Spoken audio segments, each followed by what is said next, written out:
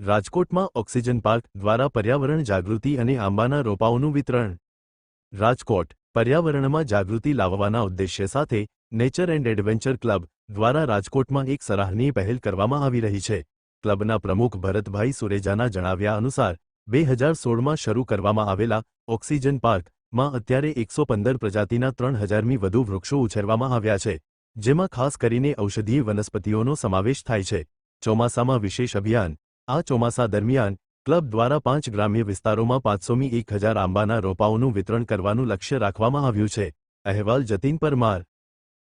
Bharatbhai Sureja nature and adventure ક્લબમાં પ્રમુખ તરીકેની જવાબદારી સંભાળું છું ને પર્યાવરણમાં જાગૃતિ આવે એના અંગેનું અત્યારે ચોમાસામાં કામ કરીએ છીએ।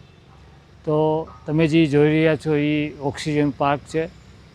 નેચર એન્ડ એડવેન્ચર ક્લબ દ્વારા 2016માં આજે તમે જંગલ જોઈ રહ્યા છો એનું નિર્માણ ચાલુ કર્યું હતું।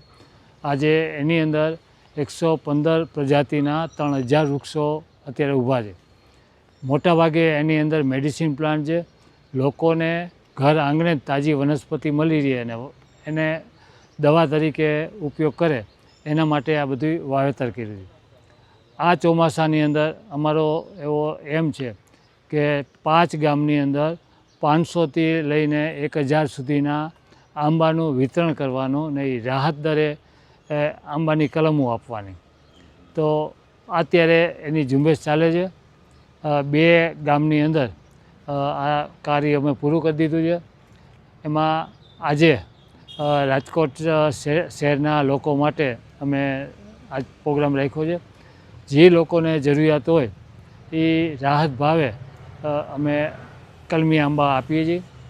એના પછી એક જામજોતુર, વડાળા ને ખંભાળા એ 3 ગામના સરપંચ તરફથી આપણે આવ્યું છે કે અમારા ગામમાં આવું વિતરણ કરો, એટલે એ ગામમાંય પણ અમે 500 નંગ લઈને એનું વિતરણ અમે કરશું।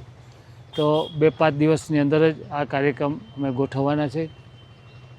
તમારા ગામમાં પણ આવું વિતરણ કરવું હોય તો અમારો કોન્ટેક કરજો।